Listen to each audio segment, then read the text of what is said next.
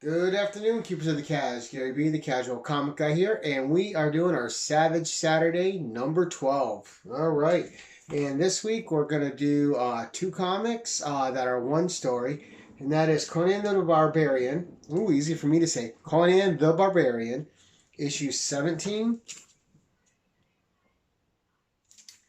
and 18. And both have that block border I talk about so much that I love from back in the day. And these are adapted by Roy Thomas from a story by Robert E. Howard called The Gods of Bal-Sagoth. And it's a story that takes place with a different hero, Turlo O'Brien. And it is reimagined, as Roy did with a bunch of the stories he wrote in the Conan magazine. Reimagined and replaced in Hyboria. So this is great. And Roy Thomas, he had the knack. He could take any story just about that Robert E. Howard wrote, no matter what hero it had in that story, and adapt it to a tale of Conan in Age of Hyboria. So it's really cool.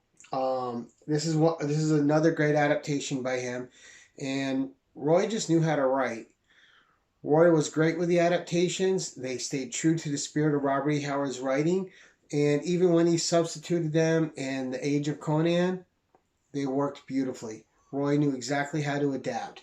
The art in these issues is by Kane, and it's great. Love it. So, of course, we're going to start little superficial stuff with the cover reviews. I'm going to give both covers an A. Gil Kane stepped in for 17 and 18 and just gave us two outstanding covers. Absolutely beautiful. You got the impending threat, Doom. You got Conan in battle in both. Two different creatures, two different entities, and just fantastic. But let's get to the story. The story starts at sea. Conan's in battle with, he's on one ship fighting for one side, there's another ship, and they're battling. I'm going to go a light review so you guys can read this. It's easily accessible in reprints. It's not a hard story to find. And Conan is end up knocked out in the battle, wakes up tied to the pillar by a friend who had known him before. Well, not really a friend, respected enemy. But this guy had respect for Conan, and both ships hit this mist. There's this white mist that hides an island. Much like Skull Island and Conan, right? There's a hidden island somewhere. But this mist hides a reef also, which wrecks the rest of the ship and plummets the crew and Fafnir and Conan into the depths below. The shark infested depths. Conan slays a shark that's heading for Fafnir. Fafnir's struggling to stay alive. Conan saves him, drags him up, and evens the score. He saved Conan's life. Conan saved his life. And because had he not knocked Conan unconscious, the whole crew would have slew him because Conan's side was losing bad. These two wash ashore and are going to resume a fight, because Conan's blood is up. And he feels like he has to attack this Veneer for all the atrocities done to his clan by the Veneer. Fafnir wants none of it. He's not part of the past. He's about, we're two warriors. We're two of a kind. We're from two different places, but that shouldn't stop us from having a respect for each other, and there's no need to attack. As they're battling, they hear this weird creature cry out, and it's chasing this woman named Kyrie. All right, and so they save her.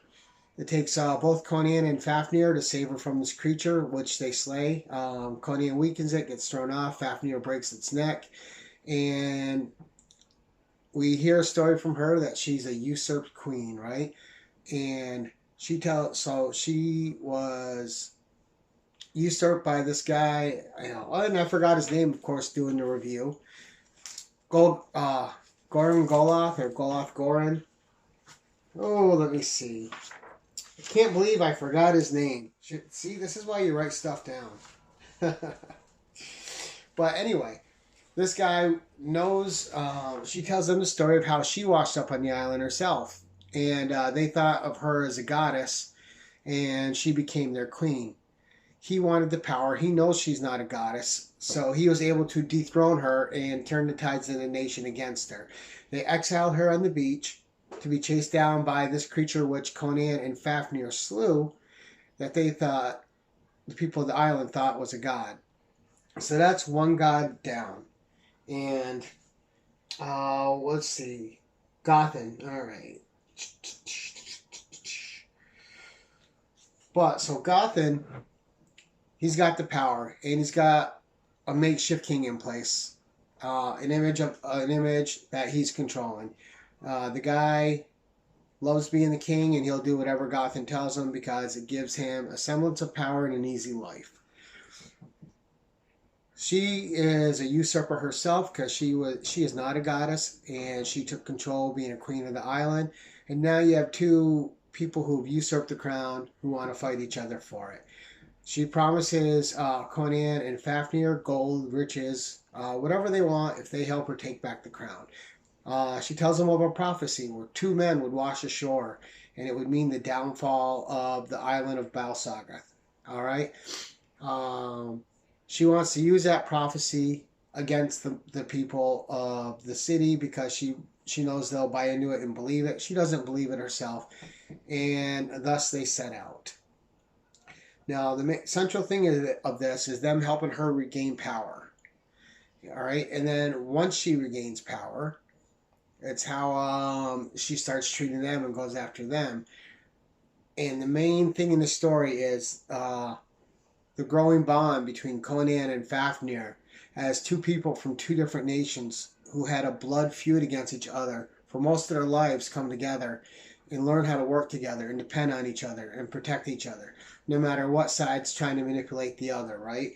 And you're going to find perfect sword and sorcery action here. You got creatures, you have sorcerers, you have pretend kings and queens. So you have like the royal intrigue, you have the deception, you have beast, and you have prophecies that come into play.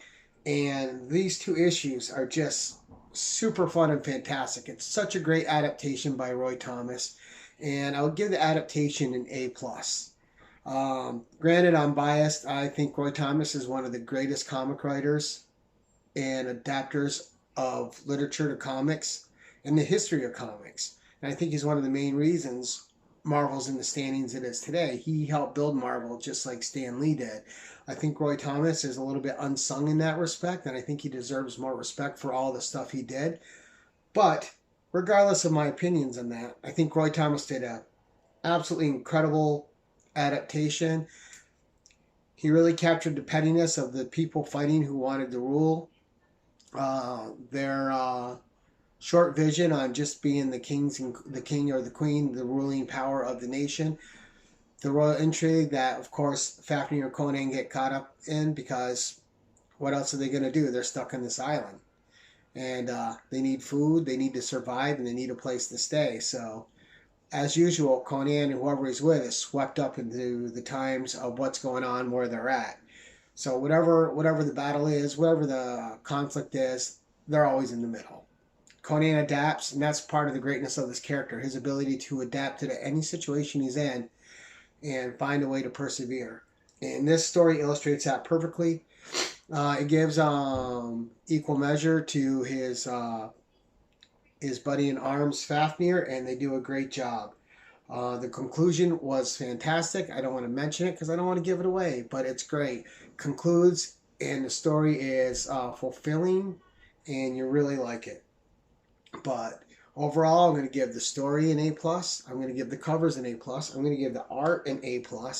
And this is 2 weeks in a row where I've got to read two great adaptations. This one I'd read before. I wanted to refresh myself and read it again. And I also read the original story by Robert E. Howard again with Turlo O'Brien, just because I wanted them both fresh in my head so I could judge adaptation properly.